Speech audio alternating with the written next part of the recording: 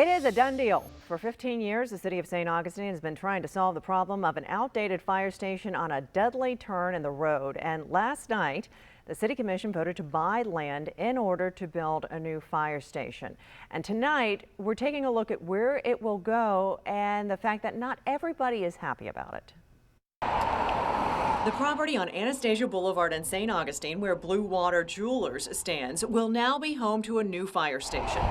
That new fire station will replace the current one on Anastasia Island, which is small and outdated, built in 1955. It is an eighth of a mile away down the same road. We'll see, on average 45 seconds to a minute of an increased response time for those off of the 312 corridor. The fire chief says that's not enough to affect home insurance options.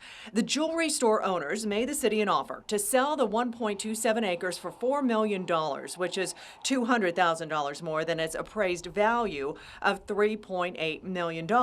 Tuesday evening, the city commission considered the offer. If we wait a year, it will be $5 million, potentially. There's no other site that we've been able to find that meets the criteria of over an acre. For about 15 years, the city has been trying to solve the problem of the current fire station, which is on a deadly bend in the road.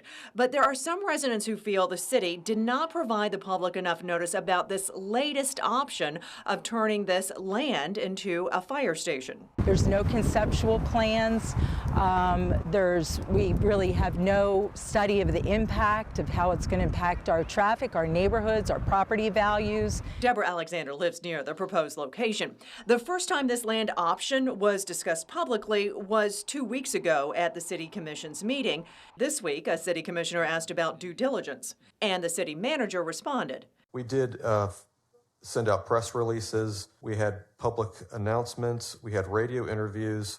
It was in our news and notes. I feel like we have been left out of the process. Ultimately, Tuesday night, the City Commission voted to buy the jewelry store land for $4 million in order to build what they say is a desperately needed new fire station in its place.